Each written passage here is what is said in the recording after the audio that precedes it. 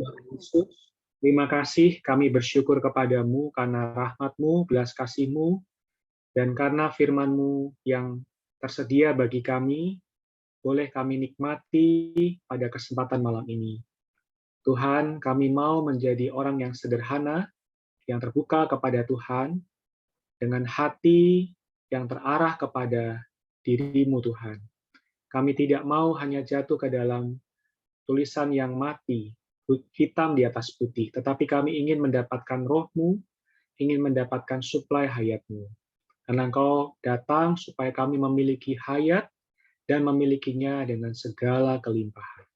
Urapilah saudara kami akan menyampaikan, kiranya Engkau, Tuhan, memimpin setiap perkataan yang diucapkan, boleh ada urapan Tuhan, dan Engkau mengalir melalui saudara kami.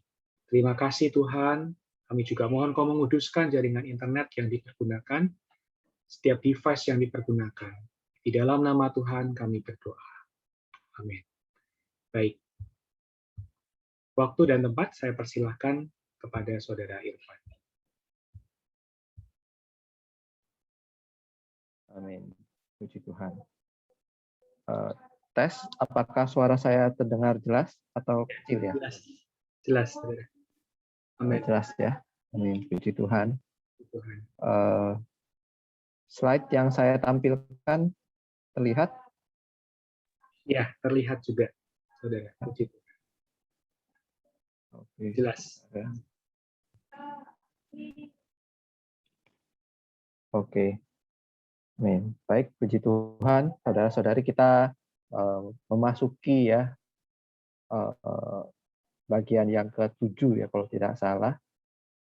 Masih seri kepercayaan orang Kristen yang normal. Pada kesempatan ini saya akan membahas dari buku Kristus Hidup Baru. Ini bagian yang ketiga, bab yang ketiga ya. Mari saudara-saudari kita berdoa terlebih dahulu lagi ya. Tuhan Yesus, Tuhan, terima kasih Tuhan. Malam ini bersama-sama kami bisa kembali datang kepadamu, bahwa kami bisa memasuki Tuhan seri kepercayaan orang Kristen ini. Wahyukanlah dirimu Tuhan ke dalam setiap kami. Biarlah kami bisa semakin bersyukur. Kami adalah orang Kristen. Kami percaya kepada Dikau sebagai Allah kami. Dan malam ini Tuhan, kiranya melalui persekutuan makin memuji dan mengapresiasi Dikau. Engkau adalah Allah kami yang telah menjadi manusia, yang bernama Kristus, dan kini Kau juga terus mau tergarap ke setiap kami. Bahwa kami mengenal ini, bahwa kami mengalami ini. Kami serahkan Tuhan persekutuan kami malam ini ke dalam tangan-Mu Tuhan. Dalam nama-Mu Tuhan kami berdoa. Amin. Baik, puji Tuhan, saudara-saudari, kita memasuki berita ini ya. Jadi pada malam ini saya akan men-sharingkan mengenai bagaimana Kristus tergarap di dalam kita ya. Jadi kalau misalkan saudara-saudari membaca bukunya, di sana diberitahu ini adalah perkara yang penting ya. Ketika kita memasuki bab yang ketiga, saudara kita berkata kiranya kita bisa melihat bagaimana Kristus tergarap di dalam kita ya. Nah, saudara-saudari, Allah kita adalah Allah yang hidup. Allah orang Kristen adalah Allah yang memiliki rencana, tujuan di atas diri manusia. Dan apakah yang menjadi kedambaan Allah, yang menjadi keinginan Allah terhadap kita manusia yang diciptakannya ini, terhadap orang Kristen? Oh, saudara-saudari, yang Allah kehendaki adalah Kristus dirinya sendiri dapat digarapkan ke dalam manusia. Oh, saudara-saudari, semoga ini membuat kita bersukacita, membuat kita bersyukur. Kita berbeda dengan ajaran agama yang di luaran sana ya. Jikalau ajaran agama membicarakan sesuatu yang baik saja ya, saudara-saudari, kita sebenarnya orang Kristen membicarakan sesuatu yang lebih dalam ya, bukan membicarakan hanya sebatas ajaran, hanya sebatas hal-hal yang harus dilakukan dan dikerjakan. Saudara-saudari, sebagai orang Kristen, kita perlu bersyukur. Alkitab, firman Tuhan, memberitahu kepada kita, Allah yang kita percayai, Allah orang Kristen, adalah Allah yang dapat digarapkan ke dalam diri manusia. Jikalau di luaran sana, agama mengatakan bahwa Allah itu adalah sesuatu yang harus kita sembah. Dia jauh di luar sana. Dia begitu maha kuasa. Oh, saudara-saudari, hari ini sebagai orang Kristen, kita mengenal lebih dalam lagi, yaitu apa Allah yang kita percayai. Dia bukan saja di luar sana, begitu jauh, begitu penuh dengan maha kuasa. Saudara-saudari, Allah yang kita percayai adalah Allah yang rindu dirinya dapat tergarap ke dalam diri manusia. Dia mau menyalurkan dirinya ke dalam diri manusia. Dan manusia ini bisa menerima Allah, bisa menampung Allah, dan mengizinkan dirinya tergarap ke dalam diri manusia. Ya, jadi ya semoga melalui persekutuan malam ini membuat kita sangat bersuka cita. Mengapa? Karena Allah menciptakan kita sebagai manusia. Dan menurut Alkitab, Allah memberitahu ketika Dia menciptakan manusia, sebenarnya Dia ingin diri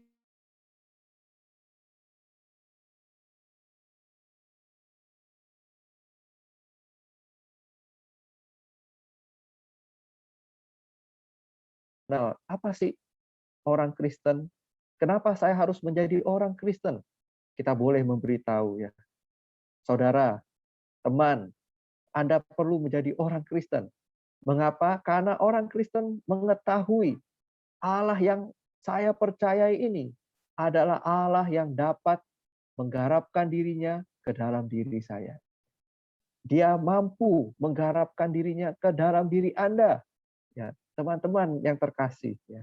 Jadi ini adalah hal pertama yang boleh menjadi kabar sukacita dan kita boleh siarkan kepada orang-orang yang ada di sekitar kita.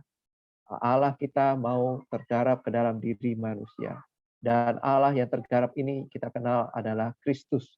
Dia dapat digarapkan ke dalam diri manusia.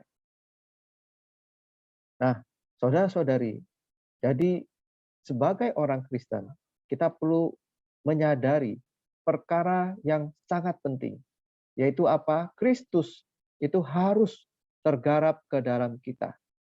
Kemudian yang kedua, kita ini sebagai orang Kristen harus berhubungan dengan erat dengan Kristus. Ya. Jadi ini perkara hidup matinya orang Kristen. Setelah kita percaya Tuhan, beroleh selamat, saudara-saudari, kita perlu punya satu kedambaan. Jadi keselamatan kita ketika kita percaya dan dibaptis itu bukanlah akhir dari segalanya. Tapi itu adalah awal. Awal bagaimana? Awal supaya Allah dapat bekerja di dalam diri kita. Awal di mana Kristus bisa mulai tergarap ke dalam diri kita. Dan kita perlu mengenal perkara yang sangat penting sebagai orang Kristen. Apa itu? Kita perlu mengizinkan Kristus tergarap ke dalam diri kita, dan kita mau bekerja sama dengan Allah kita, yaitu kita terus memiliki hubungan yang erat dengan Tuhan kita, dengan Kristus ya. Jadi hari demi hari kita mau ada hubungan yang erat. Tidak melewatkan satu kali pun ya untuk berhubungan dengan Kristus Tuhan kita. Nah, saudara-saudari, untuk perkara ini kita bisa melihat ya di dalam Injil Yohanes. Injil Yohanes mewahyukan bahwa kaum beriman ini ada di dalam Kristus dan Kristus di dalam kaum beriman. Ya, jadi ini bisa dikatakan ada saling huni antara kaum beriman dengan Kristus dan antara Kristus dengan kaum beriman ya. Nah, ini waktu ada pernyataan ini, mungkin banyak dari antara kita bingung ya, bagaimana saya bisa ada di dalam Kristus, Kristus ada di dalam saya. Contohnya itu seperti apa? Ya, waktu saya melayani pemuda ya, anak ITS ya, dia bertanya gitu ya, "Saya nggak ngerti, gimana bisa saya ada di dalam kamu, kamu ada di dalam saya? Kalau kamu ada di dalam saya, ya sudah, nggak mungkin saya ada di dalam kamu. Tapi kok ini ada saling demikian ya?" Oh, saudara-saudari, sungguh memang sesuatu yang misteri, sesuatu yang dalam ya. Dan bagaimana menjelaskannya? Waktu itu saya banyak juga berdoa ya terhadap mahasiswa ini, apa yang harus saya katakan, apa yang harus saya jawab. Saudara-saudari, puji Tuhan ya, saya ingat ya bahwa Alkitab mewahyukan roh itu bagaikan pneuma ya. Kita lihat di alam semesta ini, kita ada di dalam udara dan udara juga ada di dalam kita ya. Anak saya baru belajar mengenai makhluk hidup ya. Ciri-ciri manusia apa? Bernafas menggunakan paru-paru ya. Jadi paru-parunya ada di dalam paru-paru ini ya ada udara, ada oksigen. Tapi kita pun sendiri ada di dalam udara itu ya. Oh, saudara-saudari, puji Tuhan, bukan hanya udara yang di luar, juga di dalam kita. Saudara-saudari, Allah yang kita percayai, Kristus, hari ini dia bagaikan udara. Dia ada di luar, dia juga ada di dalam. Kita ada di dalam Kristus, dan Kristus ada di dalam kita. Semoga ketika kita melihat kitab Yohanes, Injil ini, kita sangat mengerti, memahami, bahkan mengalaminya ya. Nah, saudara-saudari, ketika Kristus tergarap ke dalam kita, Alkitab memberitahu ya, Kristus yang tergarap ke dalam kita membuat kita bisa menjadi satu dengan Kristus. Jadi istilah Kristus tergarap ke dalam kita adalah satu pengalaman di mana kita akhirnya bisa menjadi satu dengan Kristus ya. Nah, saudara-saudari, bagaimana ilustrasi bersatu dengan Kristus ya. Saudara, kita di buku ini memberitahu ya, Allah itu sangat menghendaki kita ini bersatu dengan Kristus. Seperti apa? Seperti besi dan api ya. Jadi saudara ini memberitahu ya, kalau Anda pergi ke pandai besi ya, di sana ada tungku ya, menyalakan api ya, kemudian dengan besi ya ditempa ya, sampai apa? Sampai besinya itu berwarna merah ya. Jadi besi dan api itu menjadi satu. Entah kenapa besi ini menjadi sangat panas ya. Dan waktu itu seorang saudara memberitahu ya, ketika besi ini menjadi panas ya, merah, lalu ada kertas ya digulung-gulung, lalu dicoba sentuhkan ke besi yang panas itu ya, yang merah itu. Apa yang terjadi? Wah, kertas itu karena sifatnya gampang terbakar ya, ketika menyentuh besi itu, kertas itu pun terbakar. Nah, saudara-saudari, hari ini kita bagaikan besi dan api ya, dengan Tuhan kita, Kristus kita ya. Begitu kita bersatu dengan Kristus, ya, kita bisa menjadi besi dan api ini ya, membakar orang-orang yang ada di sekitar kita ya. Jadi saudara-saudari, ketika kita bertemu dengan kontakan-kontakan ya, orang-orang yang belum mengenal Tuhan Yesus Kristus, kita boleh memberitahu ya, Yesus hari ini yang kita percayai, Dia Allah yang telah berinkarnasi menjadi manusia. Dan ketika Dia menjadi manusia, kita tahu ya, Tuhan itu terbatas oleh ruang dan waktu. Misalkan waktu itu Dia ada di Yerusalem, ya Dia hanya ada di Yerusalem saja. Kita tidak bisa bertemu dengan Dia. Kalau semasa Dia di Yerusalem, kita di Jakarta, kita tidak bisa ketemu dengan Dia. Karena Tuhan mengenakan tubuh daging dan Dia sangat dibatasi oleh ruang dan waktu. Nah, saudara-saudari, jika Tuhan kita mau masuk ke dalam kita, maka Tuhan Yesus itu tidak boleh atau tidak bisa hanya menjadi daging saja. Dia harus berubah ke dalam satu bentuk yang lain. Seperti kayu tidak mungkin bisa masuk ke dalam besi ya. Perlu api yang akhirnya bisa masuk ke dalam besi dan menjadi satu dengan besi ya. sehingga besi itu menjadi panas ya, dan bisa membakar kertas tadi ya. Nah, saudara-saudari, puji Tuhan ya, hari ini Alkitab mewahyukan Tuhan Yesus Kristus kita ini ya, bukan lagi berupa daging saja ya. Paulus memberi nasihat kepada orang-orang di Korintus dan memberi teladan kepada kita semua ya. Paulus memberitahu kepada orang-orang di Korintus demikian ya, di 2 Korintus 5 ayat 16. Sebab itu, kami tidak lagi menilai seorang pun juga menurut ukuran manusia. Jika kami pernah menilai Kristus menurut ukuran manusia, sekarang kami tidak lagi menilainya demikian. Oh, saudara-saudari, hari ini tanggung jawab kita adalah menilai Kristus, menilai hal-hal yang rohani, bukan menurut ukuran manusia, bukan menurut pikiran kita, tapi kita mau menilai Kristus menurut ukurannya Kristus, menurut ukuran Allah itu sendiri, menurut ukuran roh itu yang ada di dalam diri kita ya. Hari ini, saudara-saudari, Kristus kita tidak lagi dibatasi oleh ruang dan waktu, sangat melampaui pemikiran kita. Ya, walaupun tadi ya istilah udara, kita ada di dalam udara, udara ada di dalam diri kita. Kristus yang ada di dalam kita dan kita ada di dalam Kristus ini sungguh jauh melampaui apa yang bisa saya sampaikan ya.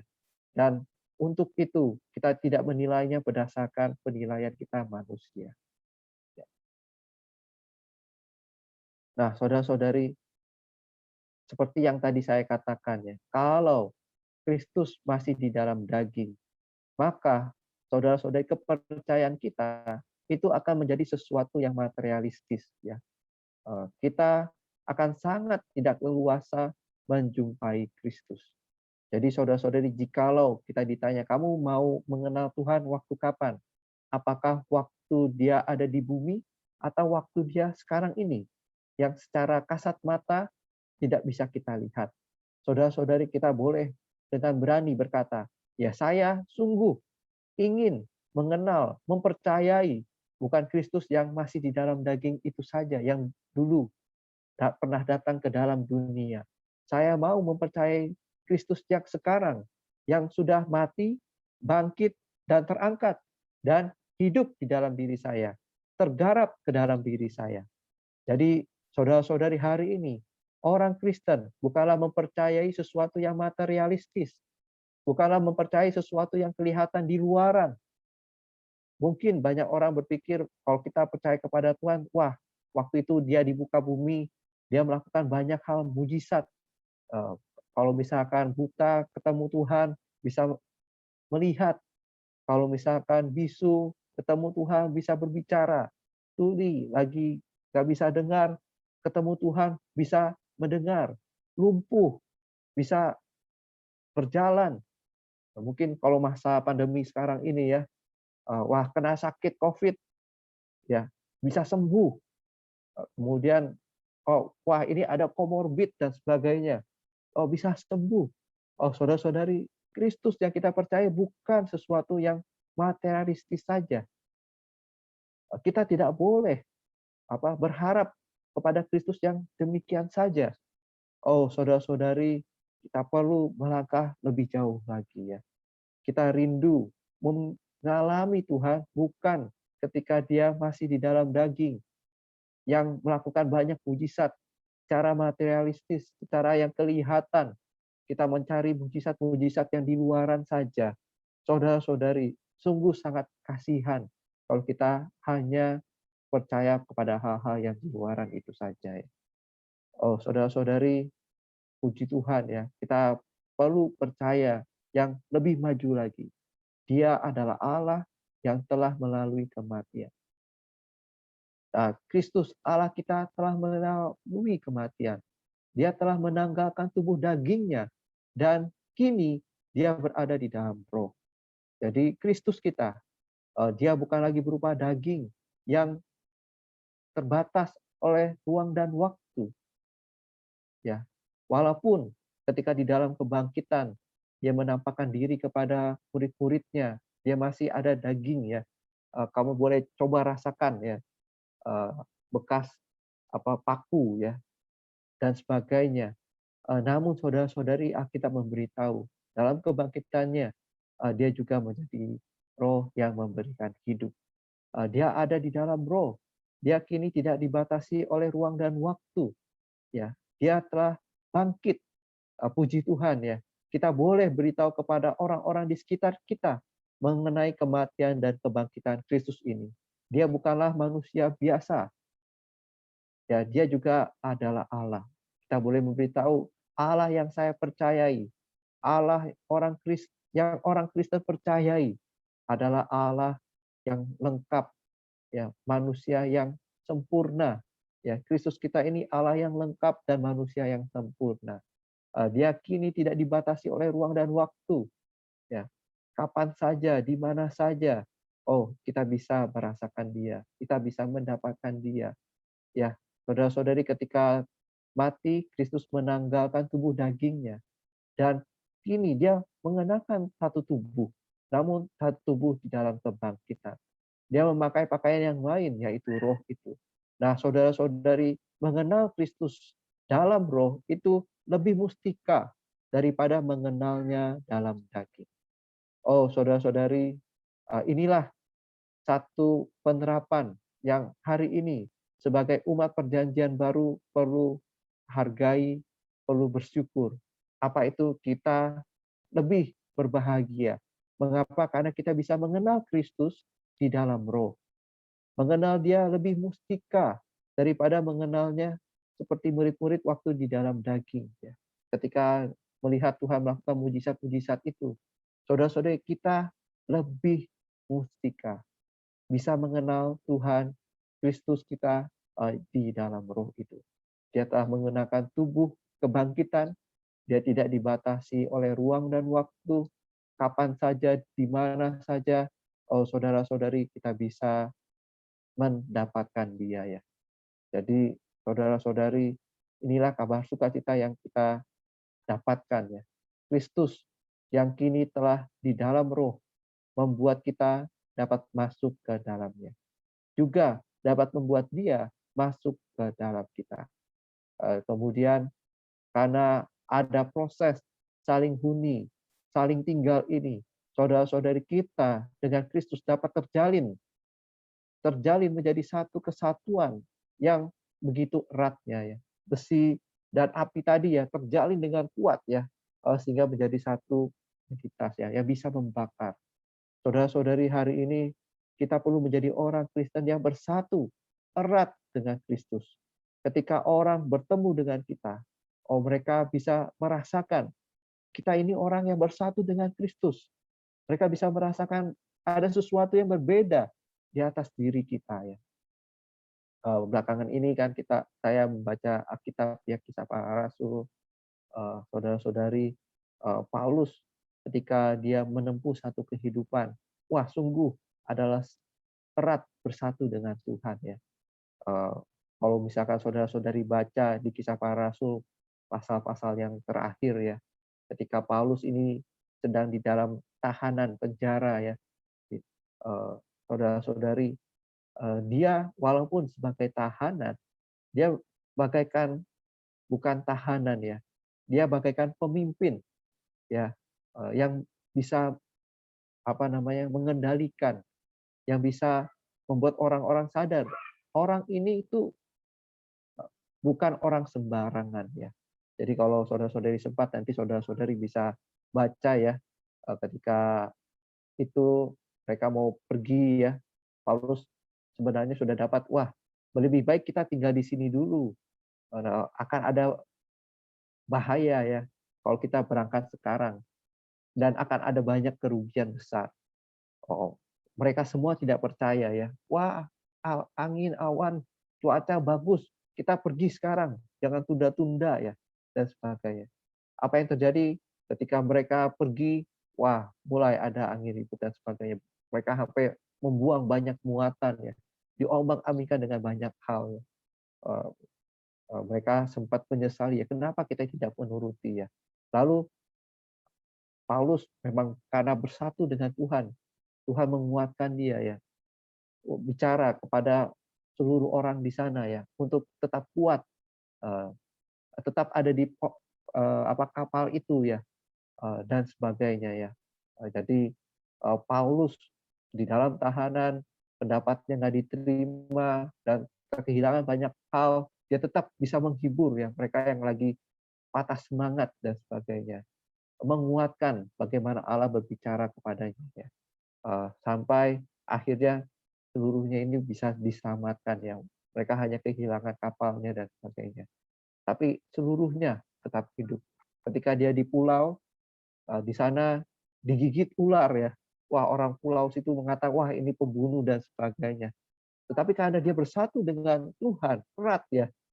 Setelah mereka menunggu lama, tidak meninggal, tidak mati, wah mereka menganggap Paulus ini dewa ya. Dan bahkan dia bisa menyembuhkan ya orang yang sakit di pulau itu ya.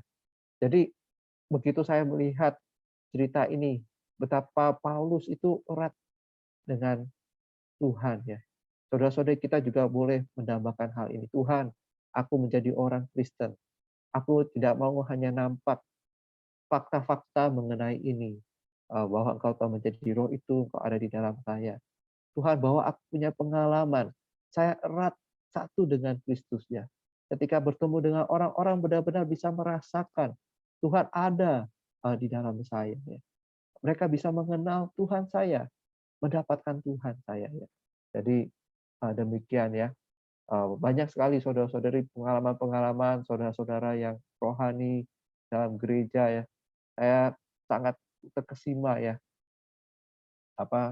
Saudara kita di penjara ya kan, digebuki, dikasih racun dan sebagainya ya. Saya ketika baca banyak sejarah gereja ya, orang-orang yang rohani, mereka berkata yang memukuli ya, saudara-saudari orang Cina waktu itu ya, karena tidak pemerintah Cina itu tidak mengizinkan ada orang yang percaya pada Tuhan dan sebagainya ya. Saya sempat baca sejarah waktu itu disiksa, diberi racun ya supaya orang itu akhirnya jadi gila dan sebagainya. Tapi kepala penjara di sana ya, ketika melakukan ini semua terhadap satu orang saudara yang rohani ya, yang satu dengan Kristus, dia mengatakan orang ini sungguh berbeda. Saya kasih racun, dia nggak keracunan. Saya siksa dan sebagainya, dia nggak sakit jiwa ya. Dia tetap memuji memuliakan Tuhan dan sebagainya. Sehingga kepala penjara itu beroleh selamat. Jadi apa yang dialami Paulus dialami oleh saudara itu ya, ketika dia dianiaya mati martir bagi Tuhan ya. Saudara-saudari, hari ini mungkin kita tidak seperti itu ya, harus disiksa martir dan sebagainya. Tapi dalam kehidupan kita bersosialisasi, bertemu dengan orang, zooming dan sebagainya. Kiranya kita juga punya satu kedambaan ini ya. Berdoa, Tuhan, aku mau mengenal fakta ini, aku mau mengalami ini. Aku mau ada satu kesatuan yang erat dengan Engkau. Kau tergarap dengan kuatnya di atas diri saya. Sehingga orang di sekitar saya, kau bisa menemukan saya benar-benar ada di dalam Tuhan. Tuhan ada di dalam saya. Nah, jadi saudara-saudari, kini Kristus yang telah mengenakan roh ini bisa ada di mana-mana. Dia bisa tinggal di dalam setiap orang. Setiap orang bisa mendapatkannya. Dia tidak lagi terbatas oleh ruang dan waktu. Kapan saja, di mana saja kita dapat berpadu asa dengannya. Ya, jadi saudara-saudari, puji Tuhan untuk perkara ini ya. Dia ada di mana-mana. Ketika saudara-saudari lagi WFH ya, bekerja di rumah, dia ada di rumah. Ketika saudara-saudari dalam perjalanan, dia ada di mobil, di dalam motor Anda ya. Ketika Anda sedang jalan kaki, dia tetap ada. Kapan saja, di mana saja Anda bisa segera mendapatkannya ya. Cara paling singkat untuk mendapatkan Tuhan adalah kita bisa memanggil namanya ya. Kita bisa menyerukan namanya. Oh, Tuhan Yesus. Ya, saudara-saudari, ketika saya memanggil nama Tuhan, dia segera hadir, dia segera ada. Dia langsung ya, saat itu juga bisa kita dapatkan. Jadi, saudara-saudari, mari kita punya kehidupan yang terus-menerus memanggil namanya, mengalami bagaimana dia hadir di dalam setiap kehidupan kita ya. Hari demi hari kita bisa beritahu kepada orang, Tuhan saya adalah Tuhan yang hidup. Kapan saja, di mana saja saya butuh, Dia ada, Dia hadir. Saya bisa mendapatkan dirinya. Anda pun juga bisa ya. Seorang apa? Ada saya dengar satu kesaksian ya. Jadi salah satu orang ini yang telah bertobat, dia beri saya kesaksian sharing ya. Jadi orang ini bisa dikatakan karena dia apa, telah ditinggal orang tuanya dan sebagainya, hidup dengan sangat tidak baik ya. Jadi dia ini sangat-sangat berdosa ya. Dia jatuh di dalam narkotika ya kan. Kemudian tempat jual barang-barang senjata terlarang ya, senjata api ya kan dan sebagainya. Dan dia sangat kacau ya, sangat-sangat apa pokoknya negatif begitu ya. Tapi suatu saat ya, di dalam dia mengalami hal itu semua ya, dia akhirnya bisa bertobat ya. Dia bertobat, dia berkata, "Kenapa saya bisa bertobat?" Dia kenal sama satu orang saudara ya. Saudara ini entah kenapa ketika dekat dengan dia, dia selalu melihat penuh dengan sukacita ya. Menghadapi masalah demi masalah, ya kan, di dalam pekerjaan dan sebagainya, kok dia tetap bisa bersukacita ya, lain daripada yang lain. Kemudian, singkat cerita, saudara ini bertanya ya, kepada saudara yang senantiasa bersukacita itu, "Apa rahasianya? Kok kamu kok lain daripada yang lain?" Saudara ini dengan sederhana ya, waktu itu katanya, berkata, "Kamu coba seru nama Tuhan Yesus." Oh Tuhan Yesus. Oh Tuhan Yesus. Nama itu menyelamatkan saya. Nama itulah yang membuat saya bersukacita. Waktu itu saudara itu yang mendengar kata ini, apakah orang ini gila ya? Nyebutin nama Tuhan Yesus saja bisa ya mendapatkan sukacita dan sebagainya. Waktu itu dia nggak percaya, apa benar dengan berseru kepada nama Tuhan diselamatkan. Singkat cerita saudara-saudari, dikatakan ya dia bersaksi ya. Beberapa saat kemudian dia ditangkap polisi ya. Dia ditangkap polisi, kemudian dimasukkan ke dalam penjara. Ya. Karena memang sangat negatif ya. Waktu di dalam penjara itu ya, dia ingat saudara ini ya. Kemudian dia berlatih ya. Di dalam penjara itu justru dia berseru kepada nama Tuhan. Ya. Dia berseru, "Oh Tuhan Yesus, oh Tuhan Yesus." Ya. Jadi ketika dia bersaksi, dia sambil berserukan demikian ya. Dia berkata, saat itu juga, entah kenapa dia merasakan sukacita ya. Di dalam penjara, yang dia awalnya merasa sangat down, sangat mau sepertinya bunuh diri dan sebagainya. Dia berseru kepada nama Tuhan.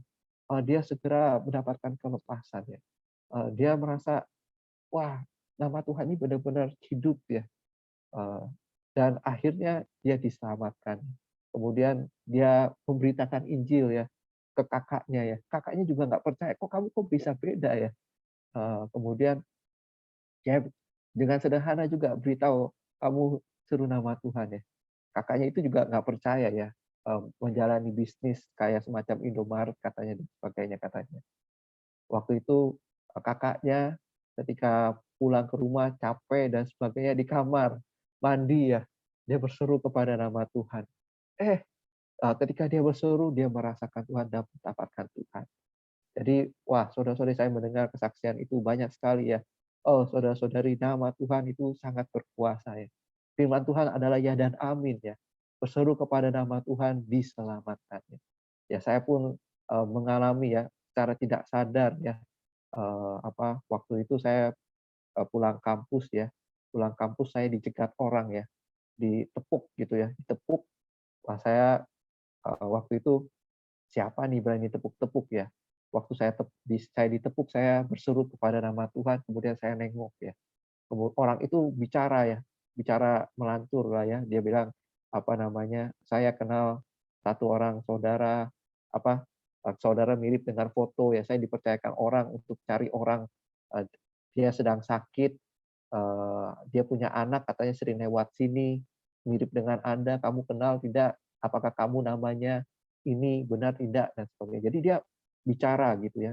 Tapi saat dia bicara, saya berseru kepada nama Tuhan, saya memandang dia entah kenapa nggak berani melihat mata saya ya. Jadi, misalkan saya demikian ya, dia bicara memalingkan matanya ya ke saya. Waktu itu, kemudian ada dua orang ya.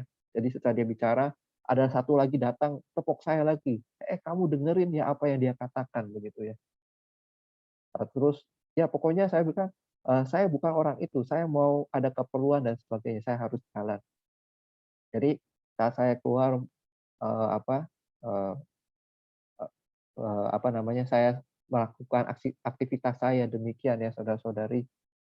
Singkat cerita ketika saya pulang ke rumah, adik saya cerita, eee, dia cerita teman dia di jam beberapa menit ya, hampir hampir sekitar jam yang hampir sama dengan saya ya. Jadi mungkin saya jam 12.30, dia jam apa, 1.00-an gitu ya. Dia berkata temannya itu terhipnotis, eee, di tempat biasa saya turun ya. Waktu itu kan ada busway, tempat saya turun busway itu teman dia terhipnotis, sehingga, handphone-nya dan sebagainya itu diambil ya. Saat adik saya cerita demikian ya, saya baru sadar, wah jangan-jangan waktu itu orang itu mau menghipnotis saya. Tapi nama Tuhan menyelamatkan saya, sehingga saya tidak terhipnotis ya. Waktu itu saya memuji memuliakan Tuhan. Nah saudara-saudari, kita perlu erat satu dengan Tuhan ya. Tuhan benar-benar hidup dan kita boleh mengalami ini hari demi hari, dan kita boleh beritahukan kepada orang-orang di sekitar kita, sehingga mereka juga bisa Tuhan dapatkan ya. Nah, jadi saudara-saudari, kalau hari ini Kristus tidak di dalam roh, maka yang kita percayai tidak lain itu hanyalah ajaran dan teori saja. Secara realitas, kita tidak akan memiliki apa-apa. Jadi saudara-saudari, jika Kristus hanya ada di dalam tubuh daging, ia tidak dapat masuk ke dalam kita. Kita perlu bersyukur hari ini, Allah yang kita percayai adalah Allah yang telah menjadi manusia. Dia bernama Yesus, mati bangkit menjadi Kristus, kini dia menjadi roh itu, dia di dalam saya, di dalam kaum beriman. Karena dia telah menjadi roh itu, dia bukan hanya sebatas ajaran, sebatas teori, tapi dia adalah realitas. Kita bisa mengalami dia hari demi hari ya. Jadi saudara-saudari, inilah mengapa kita perlu bersyukur kita menjadi orang Kristen. Inilah mengapa kita perlu beritahu kepada orang-orang di sekitar kita. Mereka yang mungkin hanya mengetahui atau hanya hidup beragama, melakukan ajaran dan teori, tapi tidak mendapatkan realitas. Saudara-saudari kita rindu orang-orang di sekitar kita, mereka bukan mendapatkan ajaran, mereka bukan mendapatkan teori, mereka mendapatkan realitas ilahi yang rohani, mereka mendapatkan kebenaran yang adalah Allah itu sendiri, hidup di dalam diri mereka. Kristus tergarap di dalam diri mereka. Mereka bisa menjadi satu dengan Tuhan ya.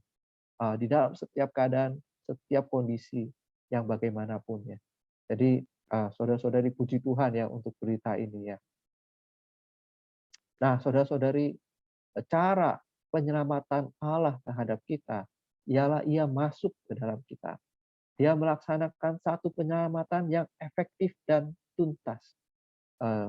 Tuhan kita telah menanggalkan tubuh daging, Dia masuk ke dalam roh kita, Dia menjadi roh, masuk ke dalam roh kita, Dia menjadi hayat kita, dan Dia dapat diperhidupkan melalui kita ya.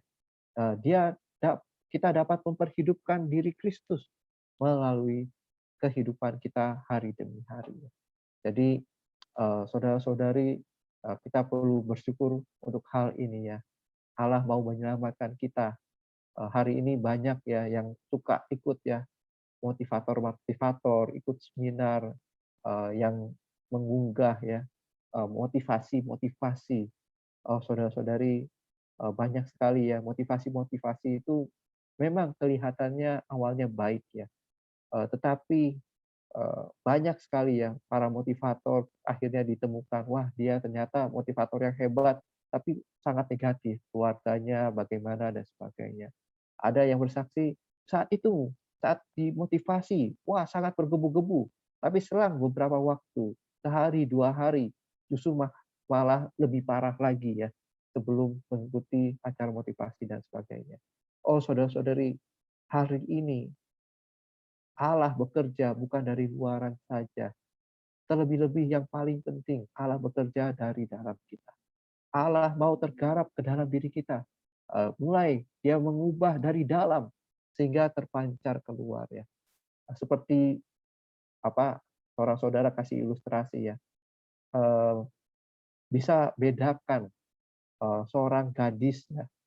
Dia ini memakai make up dengan yang makan makanan yang bergizi ya. Eh, Saudara kita mengatakan, hari ini banyak orang di luar sana percaya make up, percaya sesuatu yang di luaran, ajaran-ajaran itu hanyalah make up saja. Suatu saat nanti akan luntur. Tapi kalau hari demi hari makanannya sehat ya, makan sayur-sayuran dan sebagainya, maka yang dari apa yang dia makan terserap dan terpancar keluar ya, kulitnya jadi kencang, kenyal dan sebagainya ya. Itulah yang bernilai ya. Sama dengan hal yang rohani. Saudara kita mengatakan, kita juga jangan sampai hanya tahu teori, ajaran luaran, mencari itu semua. Kelihatannya di luaran baik, tetapi di dalam sangat bobrok. Kita perlu mengenal yang di dalam, hari demi hari. Ya, Kristus tergarap dari dalam, dari roh, meluas ke jiwa, ada akhirnya tubuh kita ya. Jadi hari demi hari kita mau mengalami penyelamatan Allah yang lengkap dan sempurna ini. Kita perlu perhatikan roh kita ya. Saudara-saudari, Yohanes 14 ayat 16 memberitahu ya bahwa Tuhan meminta kepada Bapa Allah, Bapa, bahwa Dia akan memberikan seorang penolong. Nah, kata Yunaninya ini adalah parakletos, supaya Ia menyertai kamu selama-lamanya. Jadi kata penolong di dalam King James Version juga diterjemahkan sebagai penghibur. Kalau dari kata aslinya, para ini itu di samping ya, dekat, selalu bersama-sama ya. Kletos itu membantu, menunjang. Jadi saudara-saudari, hari ini Allah yang kita percayai, Allah Tritunggal, Dia adalah penolong kita, penghibur kita, parakletos kita. Dia senantiasa dekat dengan kita. Dia bisa membantu kita. Dia bisa menunjang kita. Karena dia menyertai kita sampai selama-lamanya. Ya, di masa pandemi ini, saudara-saudari, dia tetap beserta dengan kita. Ya. Jadi, puji Tuhan ya, dia telah menjadi roh itu dekat dengan kita, membantu kita, dan menunjang kita. Di ayat 17-nya, roh ini adalah roh kebenaran, atau diterjemahkan secara langsung ya roh realitas. Dunia tidak dapat menerima dia, dunia tidak melihat dia, tidak mengenal dia, tapi kita kaum berimannya mengenal dia. Dan saudara-saudari, ini ayat yang di undangannya, ia menyertai kita dan diam di dalam kita. Jadi saudara-saudari, hari ini Allah bukan saja menyertai kita, Allah yang kita percayai dia diam, tinggal di dalam kita. Ada seorang gadis kecil ya, ketika dia baca kitab perjanjian lama, kita ini ada di tangannya ya. Dia bertanya sama ibunya ya, "Ibu, tangan Allah kan besar. Saya ini kecil. Ada ada dong kemungkinan kalau saya bisa jatuh dari tangannya, dia tidak melihat saya." Wah, waktu itu ibunya bingung ya. Wah, iya ya, benar juga ya. Allah begitu besar, tangannya begitu besar, kita kecil. Kalau jatuh dari tangannya, dia bisa saja nggak sadar ya. Oh, saudara-saudari, puji Tuhan ya, kita bukan lagi di dalam perjanjian lama kiasan-kiasan itu ya. Tapi di dalam perjanjian baru kita melihat sesuatu yang lebih dalam lagi ya. Kita ada di dalam dia. Dia ada di dalam kita. Dia bersatu dengan kita. Jadi dia tidak mungkin meninggalkan kita ya. Jadi puji Tuhan untuk hal ini ya. Penolong itu roh realitas, dia menyertai kaum beriman, dia ada di dalam kaum beriman. Tinggal ya di dalam kaum beriman. Nah, saudara-saudari, di ayat 18 dikatakan Tuhan tidak akan meninggalkan kita sebagai yatim piatu. Ya. Jadi Tuhan akan ya apa mengurusi perkara-perkara rohani kita ya. Dia tidak akan membiarkan kita seorang diri. Dia akan datang menjadi bapa dan ibu kita ya. Dia merawat dan menunjang kita ya. Dia mengasuh, merawat, memperhatikan, menasihati kita ya. Jadi roh ini saudara-saudari bisa tinggal di dalam diri kita. Dia tidak membiarkan kita seorang diri. Dia mengatur berbagai macam hal. Dia bisa menjadi bapa dan ibu kita, merawat dan menunjang kita. Jadi saudara-saudari, puji Tuhan ya. Jadi ini adalah faktanya. Melalui mati dan bangkit, Kristus ada di dalam roh. Kristus dan roh ini adalah satu kesatuan ya, yang tidak dapat terpisahkan. Jadi hari ini Kristus dapat datang kepada kita dengan roh, melalui roh, dan di dalam roh ya. Amin, puji Tuhan. Kemudian di Yohanes pasal 14 ayat 19 sampai 20 di sana dikatakan, sesaat lagi dunia tidak akan melihat aku lagi, tetapi kamu akan melihat aku. Sebab aku hidup dan kamu pun akan hidup. Pada waktu itulah kamu akan tahu bahwa aku di dalam Bapakku dan kamu di dalam aku dan aku di dalam kamu. Jadi ini di Yohanes 14 ayat 19 sampai 20. Saudara-saudari, melalui ayat ini kita bisa sadar ya, segala hakiki Allah juga melalui Kristus dapat tergarap ke dalam kita menjadi bagian kita ya. Jadi Allah Tritunggal, saudara-saudari bisa berbaur menjadi satu dengan manusia. Jadi hari ini sangat baik ya kalau kita mengatakan kepada orang-orang di sekitar kita, mengapa Allah kamu Tritunggal ya? Oh saudara-saudari, Allah kita Tritunggal supaya Dia bisa kita nikmati dan alami. Allah kita Tritunggal, supaya kita manusia ini bisa bersatu dengan dirinya. Supaya dirinya bisa tergarap ke dalam diri saya. Ada saling huni, saling tinggal antara saya dengan Allah saya. Ya, jadi demikian ya. Inilah makna yang sesungguhnya dan sesuatu yang sangat menguatkan kita ya. Ini. Oke, kemudian di 1 Korintus 6 ayat 17, saudara-saudari, di sini kita melihat kunci ya. Apa itu? Siapa yang mengikatkan dirinya pada Tuhan, dia menjadi satu roh dengan Dia. Jadi saudara-saudari, kalau hari ini secara fakta Kristus bisa tergarap ke dalam diri kita, maka dari sisi Allah itu tidak ada masalah. Yang ada masalahnya seringkali ada pada diri kita. Seberapa banyak, seberapa sering kita mengikatkan diri kita dengan Tuhan, menjadi satu roh dengan Dia. Apakah kita mengizinkan Dia terus-menerus tergarap di dalam diri kita? Oh, saudara-saudari, Kristus ada di dalam Roh Kudus. Kita masing-masing memiliki roh. Nah, saudara-saudari, begitu roh kita menerima Kristus yang adalah roh, kita menjadi satu dengan Dia. Dan ini ada hal yang paling mustika. Inilah makna menjadi orang Kristen. Apa itu? Saya bersatu dengan Tuhan saya. Kristus tergarap ke dalam diri saya. Saya bagaikan besi dan api tadi.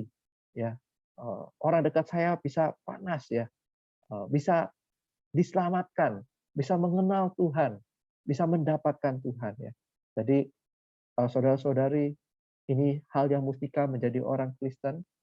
Kita boleh memustikakan ini, moga kita bisa mengalami ya kebenaran-kebenaran ini di dalam kehidupan kita.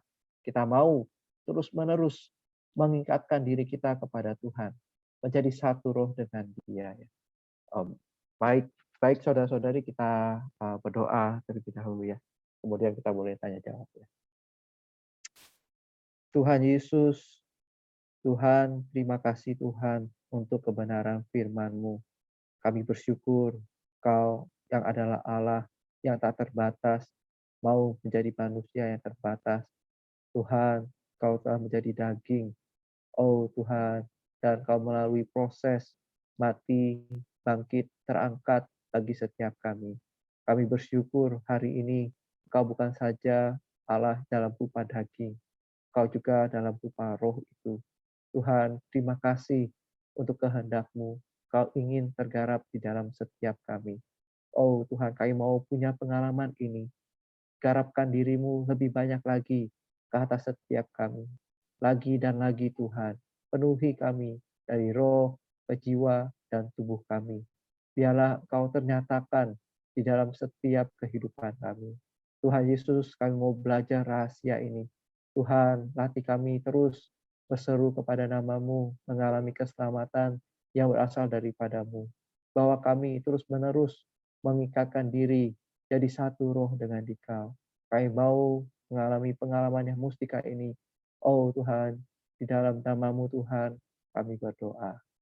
Amin. Baik, puji Tuhan, saudara. Saya serahkan kembali ke moderator. Ini. Baik, terima kasih Saudara Irfan untuk persekutuan firman-Nya. Kita mengucap syukur ya bahwa Tuhan kita bukan hanya di dalam inkarnasinya ya, telah menjadi manusia, tetapi dia juga sudah menjadi roh yang berhuni di dalam kita. Jauh lebih manis, lebih akrab, dan bisa kita alami. Berikut ini sudah ada pertanyaan yang masuk, dan pertanyaannya juga cukup menarik ya, saya bacakan.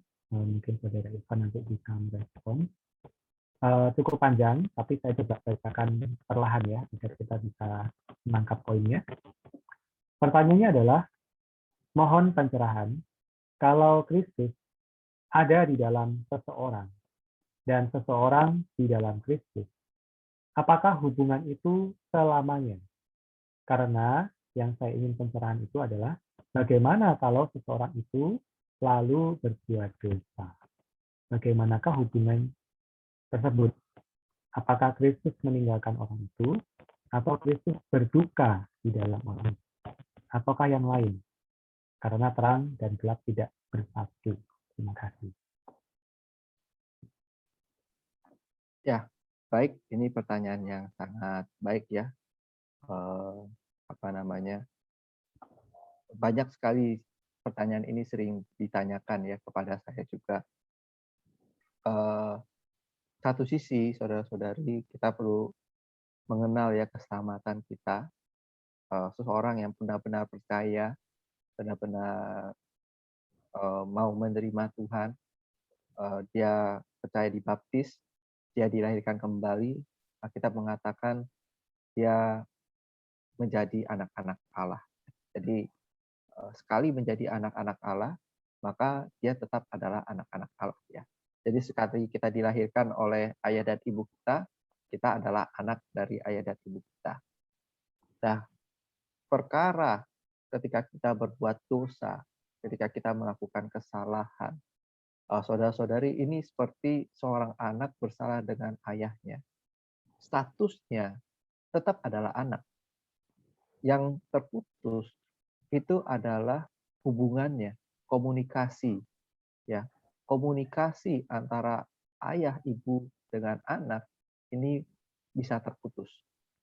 Jadi begitu juga dengan orang yang sudah beroleh selamat, yang sudah dilahirkan kembali, menerima hayat Allah, menjadi anak-anak Allah, lalu berbuat dosa, berbuat hal-hal yang tidak baik, yang gelap, dan sebagainya. Oh, saudara-saudari, maka ada satu konsekuensi yang jelas. Apa itu? Hubungan dia dengan Allah terputus. Ya, dia tidak lagi memang mendapatkan terang, tidak bisa mendapatkan terang. Ya, mau kontak dengan Tuhan juga sulit dan sebagainya. Jadi ya demikian ya. Jadi saudara-saudari, jawabannya adalah demikian ya. Status kita sebagai anak-anak Allah tetap, kita tentu akan diselamatkan. Ini firman Tuhan, keselamatannya tetap kekal, namun ada pendisiplinan, ada apa namanya, bisa dikatakan ada hukumannya, ada pendisiplinan yang Tuhan atur, yang sudah Tuhan hitung ya terhadap si A. Anak ini nakalnya seberapa banyak sih? Maka hasilnya harus seperti apa? Hasilnya harus seperti apa? Ini ada di dalam perhitungannya Allah, di dalam kedaulatannya Allah. Nih, ya, saya rasa demikian. Amin. Puji Tuhan ya. Saya rasa ini sangat membantu kita ya, saudari, karena kita bisa lebih jelas bahwa kita sebagai orang yang beriman, ya kita satu kali ya telah menerima Kristus di dalam kita, ya kita tetap memiliki keesaan dengan Dia, ya tetapi hubungannya bisa renggang, bisa akrab ya, tergantung dengan persekutuan kita. Ya. Dan tadi yang kedua juga yang saya tangkap betul ya, kita perlu menjadi orang Kristen yang tidak sembarangan ya, karena mungkin ada yang beranggapan ya sudah diselamatkan lalu bebas melakukan banyak hal ya, saudara. Ternyata tidak ya, tadi dikatakan ada pendisiplinan, jadi kita perlu waspada, kita perlu berhati-hati terhadap kehidupan kita sehari-hari. Baik, mungkin ada pertanyaan berikutnya ya, saya akan bacakan di sini. Apakah ciri-ciri dari orang yang telah menerima Kristus sebagai roh di dalam dirinya? Apakah ciri-ciri yang membedakan dia dengan orang yang belum menerima Kristus di dalam dirinya? Ya, mungkin boleh dibantu. Amin. Oke, baik. Ini pertanyaan baik juga. Ya mungkin saya ambil beberapa ayat firman Tuhan ya. Ya, jadi seperti di dalam kitab Roma ya, dikatakan roh itu bersaksi dengan roh kita bahwa kita adalah anak-anak Allah. Ya. Jadi bukti atau ciri-ciri kita sudah menerima roh itu, kita mencerminkan kita sebagai anak-anak Allah. Anak-anak Allah itu apa? Kita bisa lihat penuh dengan kasih ya. Allah adalah kasih. Jadi ciri-ciri orang yang sudah menerima Tuhan, terima roh itu dia bisa mengasihi. Mengasihi bukan sembarangan mengasihi orang yang mengasihi dia. Dia mengasihi orang yang membenci dia. Yang mungkin menyalahpahami dia tetap bisa mengasihi dan sebagainya ya. Jadi, nah ada seorang saudara juga memberitahu ya, banyak sekali kita ingin tahu ya ciri-ciri kita bagaimana ya, tapi saudara kita mengatakan demikian, ciri-ciri bagaimana seberapa banyak Tuhan tergarap ke atas diri kita, yang paling tahu adalah orang-orang di sekitar kita. Janganlah menjadi seorang yang lahir, yang terus bertanya, ciri-ciri saya sudah dapat belum? Saya sudah dapat belum? Saya sudah bertumbuh belum ya? Saya ini sudah tambah tinggi berapa senti dan sebagainya gitu ya. Ini justru membuat kita akhirnya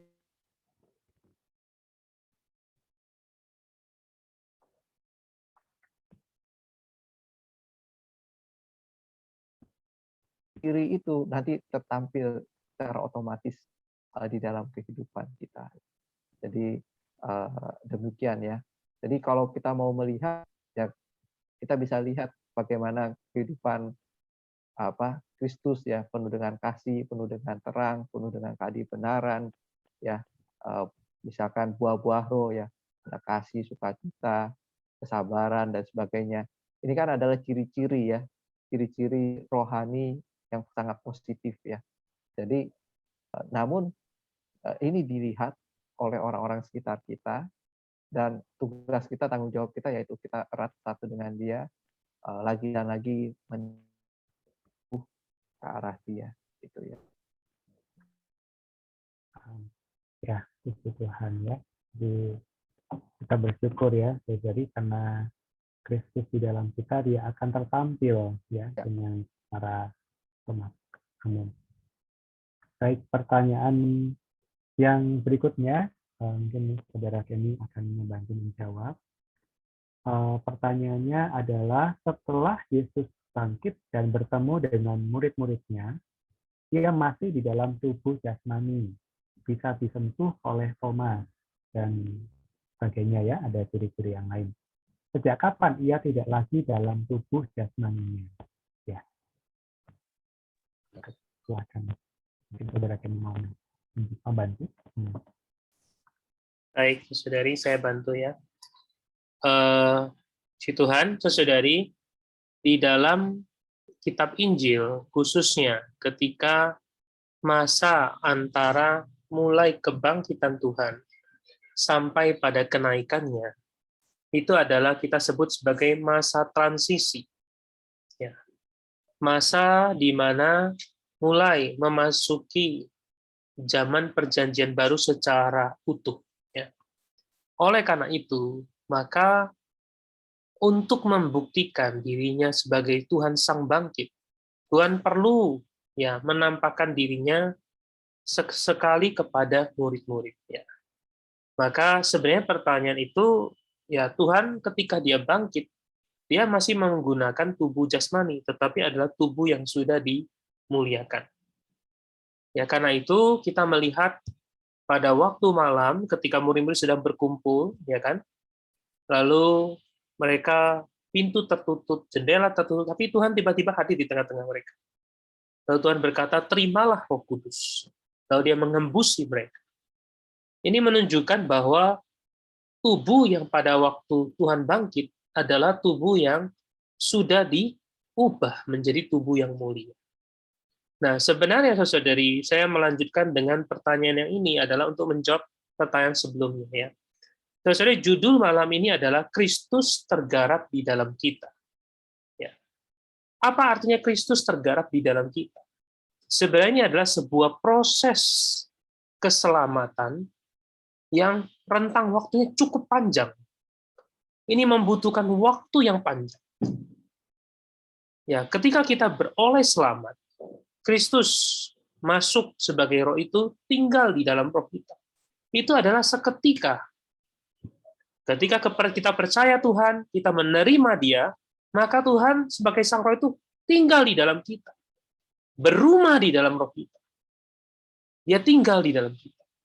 Tetapi ketika kita bicara Kristus tergarap, itu adalah Kristus mulai terwujud. Paulus berkata Kristus terbentuk di dalam kita. Ini adalah dibentuk di dalam batin kita. Di dalam seantero diri kita, yaitu jiwa. Untuk perkara ini, perlu Kristus tergarap. Nah, ketika Kristus tergarap, kelak kita akan seperti Tuhan. Ketika Kristus tergarap dengan sempurna, maka kita seketika akan mendapatkan tubuh yang mulia. Jadi sekalian saja saya coba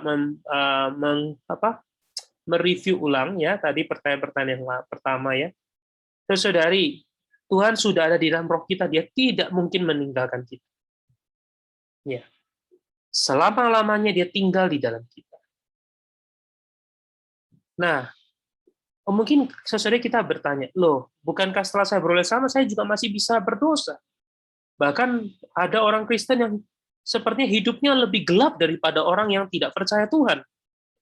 Saya mengakui, ya itu bisa, saudara. Problemnya adalah dia tidak membiarkan Kristus tergarap.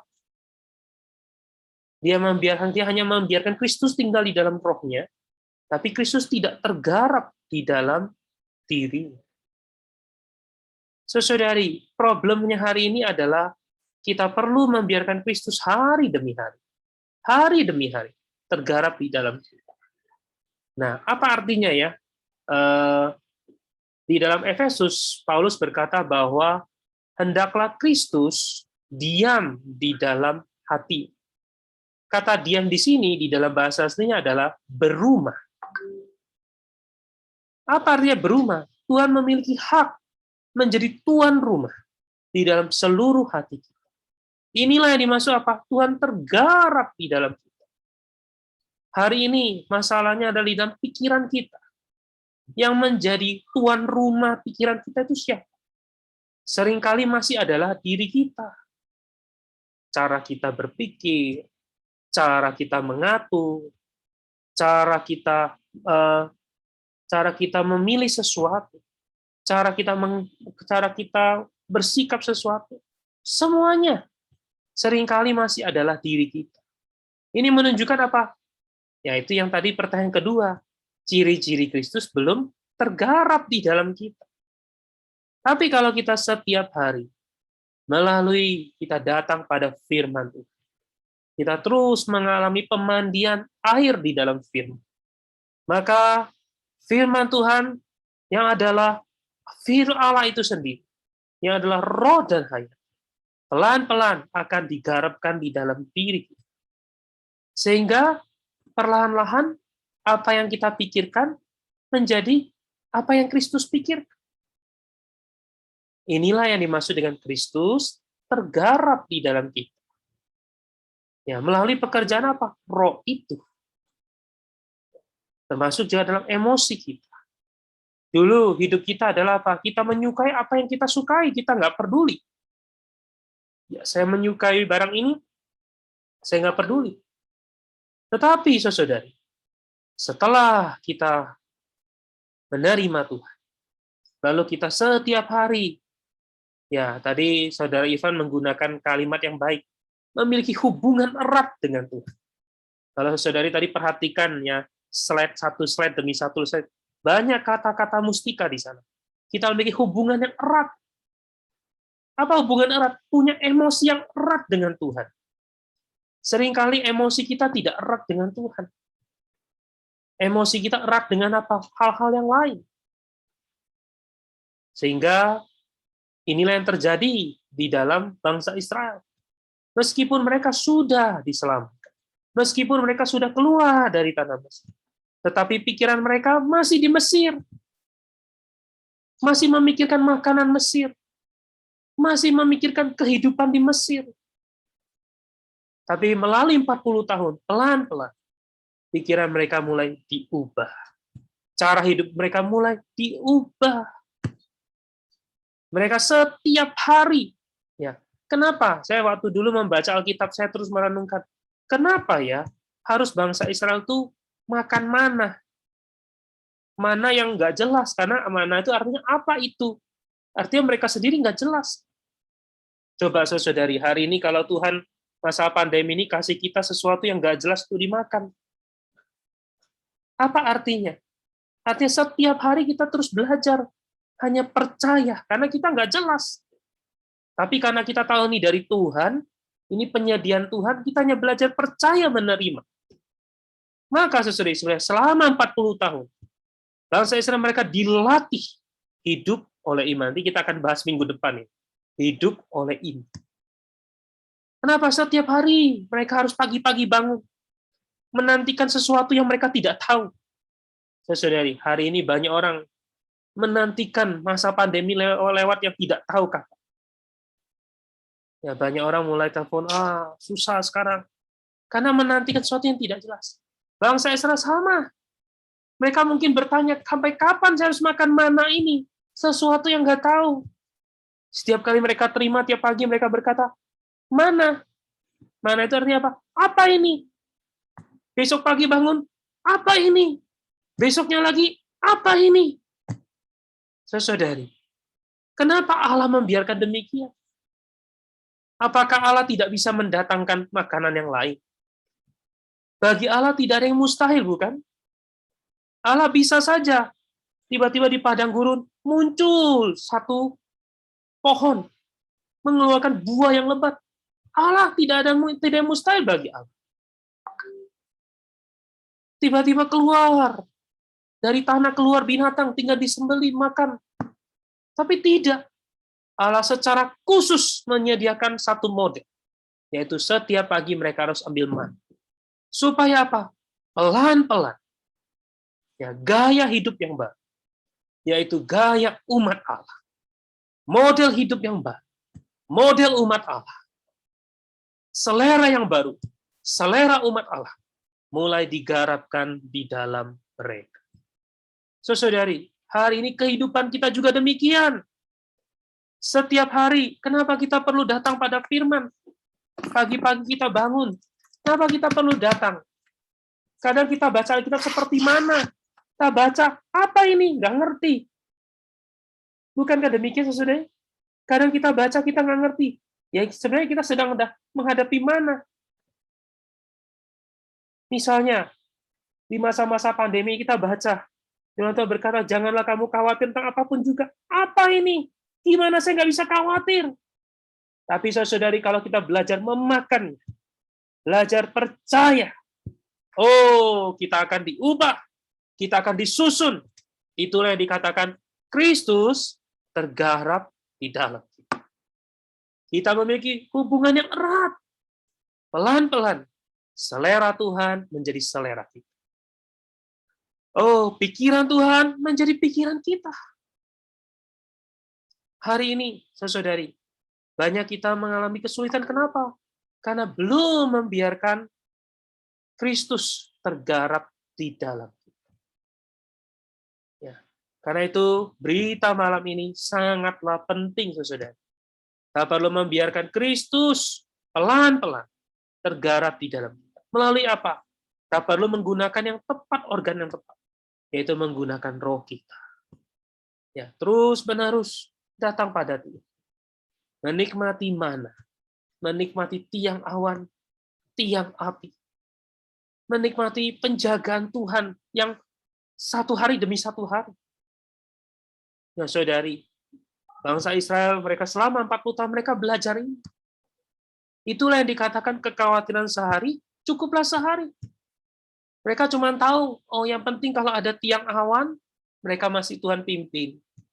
Malam selama ada tiang api, masih ada Tuhan pimpin dan Tuhan jaga. Di padang gurun bukankah malam hari begitu dingin? Karena itu ada tiang api yang menghangatkan mereka. Saudari, hari ini juga sama. Masa pandemi ini, saya sungguh belajar satu hal. Semoga kita juga belajar di masa-masa pandemi. Tuhan sedang mengajar kembali umat Allah.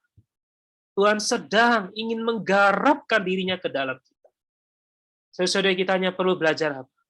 Belajar membiarkan Tuhan memiliki kuasa, memiliki ruang, memiliki tempat, memiliki keleluasan, menjadi tuan rumah di dalam diri kita.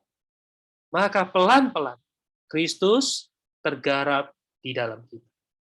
Si Tuhan, ya, saya rasa sharing saya ini ya bisa menjawab 3 pertanyaan yang tadi, ya, melengkapi jawaban dari saudara Irfan. Amin. Baik, saya serahkan kembali ke saudara Hansen. Baik, puji Tuhan, ya, persekutuan dan jawabannya membukakan, ya, kepada kita bahwa kita perlu hubungan yang erat dengan Kristus, ya. Saya juga terbantu, jadi semoga juga terbantu. Ya, kalau minggu-minggu yang lalu saudara Haji menyampaikan, ya, bahwa mungkin seringkali kita punya hubungan yang erat dengan gadget kita, ya, sehingga kita tidak rela kalau gadget itu dilihat, ya, isinya oleh orang lain. Ya, demikian juga kita perlu memiliki hubungan yang erat dengan Kristus, saudara, ya, sehingga kita tidak rela, ya, dipisahkan dari Kristus bahkan sedetik pun, ya. Semoga masa pandemi ini membuat kita semakin erat dengan Kristus. Baik, ada satu pertanyaan yang ya cukup ini, ya, cukup menarik, saudari. Saya bacakan di sini, mungkin saudara Irfan, mungkin juga saudara Kenny mau mencoba untuk menjawabnya. Bila orang yang percaya meninggalkan Kristus, lalu mengikut antikristus, ya, apakah hayat Kristus tetap tidak tinggalkan orang itu, ya? Ya, jadi artinya apakah hayat Kristus itu tetap ada di dalam orang ini, ya, demikian. Silakan, saudara-saudara. Oke, baik, ya. Jadi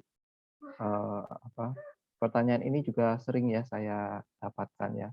Kalau bila berandai-andai, ya, orang percaya meninggalkan Kristus, kemudian ikut antikristus, bagaimana, ya. Tentu sorry.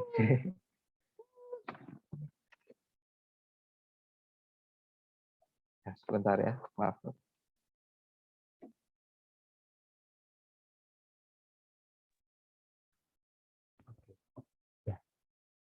Mungkin saudara Kenny. Oke, saya lanjut, ya, saudari. Saudari, antikristus. Kita harus tahu dulu, ya, apa artinya antikristus. Saya bacakan satu ayat supaya kita lebih jelas, ya. Saudari boleh catat. di dalam 1 Yohanes pasal 2 ayat yang ke-22. Di sana dikatakan, saya bacakan, siapakah pendusta itu? Bukankah dia yang menyangkal bahwa Yesus adalah Kristus?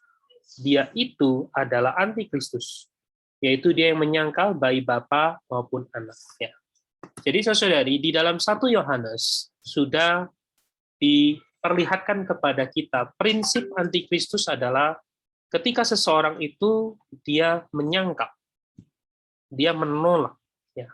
Dia tidak mengakui bahwa dia adalah mengakui bahwa Yesus dia menyangkal anak maupun bapa. Jadi sebenarnya pertanyaan yang saudara kita tanyakan itu tidak mungkin terjadi kalau orang itu adalah orang yang sudah percaya. Ya, karena seorang yang percaya ini bukan sekedar mengangguk-angguk. Ya, bukan sekedar mengangguk-angguk, tapi adalah orang yang menerima Kristus. Jadi sebenarnya ini kan tadi saudara Irfan ya berkata ini kan sering banyak orang mengandai-andaikan. Ya, mengandai-andaikan itu bisa saja terjadi, tetapi secara prinsip itu tidak akan terjadi. Jadi di akhir zaman, ketika ada orang yang mengikuti antikristus, itu pasti adalah orang yang belum percaya Tuhan. Ya, karena itu, dan hari ini percaya Tuhan itu kan tidak ada yang bisa tahu. Ya, hanya Tuhan, kita, dan iblis yang tahu. Ya, jadi sebenarnya pertanyaan ini tidak akan terjadi. Ya, kalau orang itu mengikut antikristus, ya pasti mereka dia adalah selama ini bukan orang yang sudah percaya. Tapi orang yang sudah percaya, dia tidak akan pernah menyangkal Kristus. Karena dia sudah menerima Kristus. Dia mengalami Kristus. Ya, puji Tuhan. Mungkin Saudara Ivan mau tambahkan? Ya, terima kasih Saudara Kenny. Ya, sama ya, tadi memang jawaban saya mau mengarah ke sana. Jadi kita perlu garis bawahi kata percaya ini ya. Jadi percaya ini bukan hanya mengangguk-angguk, tapi menerima Tuhan. Dan ya itu tadi pertanyaannya, jadi dia percaya Tuhan, dia menerima Tuhan, hayat Tuhan ada di dalam dirinya. Ya. Seperti di Kisah Para Rasul ya, kan Sida-sida dari Ethiopia itu bertanya kepada Filipus ya, apakah halangannya kalau supaya aku dibaptis ya. Kemudian Filipus berkata, jikalau Tuhan percaya dengan segenap hati, Yesus adalah Tuhan, ya boleh. Gitu ya. Jadi dia percaya Yesus adalah Tuhan. Dan dia waktu itu percaya menerima Tuhan dibaptis. Nah, karena dia sudah menerima, maka dia tidak mungkin menjadi antikristus. Karena antikristus adalah menyangkal nama Tuhan. Namanya anti ya. Jadi dia nggak percaya Tuhan itu ada dan sebagainya. Jadi demikian. Amin. Puji Tuhan. Saya rasa pertanyaan ini juga sangat baik bisa menjadi satu penutup ya untuk persekutuan malam ini. Mari kita menjadi orang yang senantiasa ya dipenuhi dengan Kristus. Kristus makin tergarap di dalam kita. Oh ya, baik, ada satu pertanyaan lagi ya. Baik, mungkin ini bisa dijawab secara singkat ya, berhubung waktu. Saya bacakan, pertanyaannya adalah sebagai berikut, orang itu percaya, tetapi tidak tahan kesusahan besar. Ya, maka dia menerima antikristus. Kenapa tidak mungkin? Ya, baik, silahkan. Baik. Sesuai kesusahan besar kita juga tidak tahu seperti apa. Jadi sebenarnya pertanyaan ini tidak ada seorang pun bisa menjawab. Karena hari-hari itu juga tidak ada yang tahu. Ya kan? Tuhan sendiri berkata tidak ada yang tahu, hanya Bapa yang tahu. Karena kesusahan besar ini yang justru akan menentukan kedatangan Tuhan yang kedua kali. Tapi saya selalu berkata sesuai, kita adalah orang beriman. Kita percaya kepada apa yang firman Tuhan katakan. Ya. Saya lanjutkan lagi ke ayat berikutnya tadi. Ya, di dalam 1 Yohanes tadi ke pasal 2 ayat 22, maka di ayat 23 dijelaskan lebih lengkap, yaitu dikatakan bahwa sebab barang siapa yang menyangkal anak, ia juga tidak memiliki bapa. Tapi barang siapa dia mengaku anak, ia memiliki bapa. Jadi artinya antikristus adalah orang yang menyangkal Allah. Maka dia tidak memiliki Bapa. Tapi kalau kita memiliki Bapa, berarti kita bukan antikristus. Nah, lalu tapi tidak apa-apa, karena saudara kita ini kan bertanya seandainya, maka saya juga akan berusaha menjawab dengan seandainya ya. Jadi seandainya pada waktu itu kesusahan besar, orang tidak kuat, takut, ya, akhirnya mengikuti. Mengikuti di sini ini adalah mengikuti, tapi bukan dia adalah menjadi antikristus. Ya. Seorang yang telah memiliki Allah, dia tidak akan mungkin menyangkal. Dan dia tidak bisa menyangkal karena dia memiliki tanda-tanda Kristus. Ya. Jadi, paling saya hanya bisa berkata, saudari kita mari kita berdoa. Jangan sampai kita memasuki masa kesusahan besar.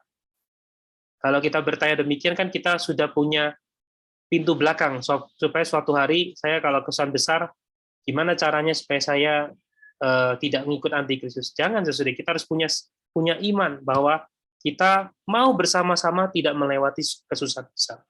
Kita mau bersama-sama Kristus tergarap. Ya, saudari, mari kita semua hanya melihat kepada Kristus. Jangan melihat kepada yang lain.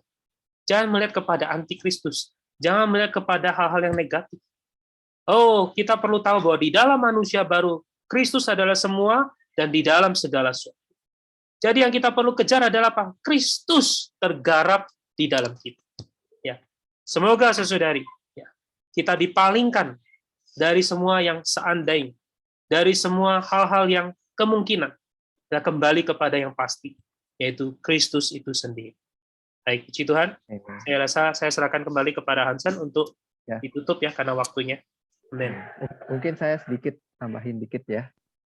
Mau ingatkan lagi, tadi sempat saya katakan seperti hubungan anak dengan Bapa ya, begitu dilahirkan kembali. Kalau anaknya itu mengalami kesusahan, lalu menyangkal ya, saya bukan anak Bapa ya, karena sudah lahir tetap anak Bapa ya kan. Jadi bukan dari perkataannya, bukan dari tindakannya ya. Jadi dan maka dari itu saudara-saudari, dari pertanyaan ini saya juga mendorong ya kita semua jangan sampai kita masuk ke dalam kesusahan besar ya. Kita rindu berita ini benar-benar kita terapkan ya. Jadi kita Kristus tergarap ke dalam kita. Tatkala Tuhan datang kembali, kita sudah terangkat ya. Ketika mau ada kesusahan besar, kita menang ya. Kita tidak tertinggal, tidak mengikuti, tidak melewati kesusahan besar. Inilah sasaran kita ya. Amin. Puji Tuhan. Ya boleh mungkin kita tutup ya, Saudara Hansen. Amin. Ya, baik, saudari. Semoga persekutuan malam ini bisa membantu dan memberkati kita semua ya, saudari. Saya akan tutup dalam doa. Amin. Terima kasih Tuhan. Kami sungguh mengharapkan belas kasih-Mu, rahmat-Mu, dan kami mau hidup hari demi hari menerima Kristus yang semakin hari tergarap di dalam kami. Agar Kristus ini boleh diperhidupkan melalui kami. Agar Kristus ini bisa menjadi berkat bagi orang lain di sekitar kami. Tuhan, kami sungguh mau menaruh pengharapan kami kepadamu.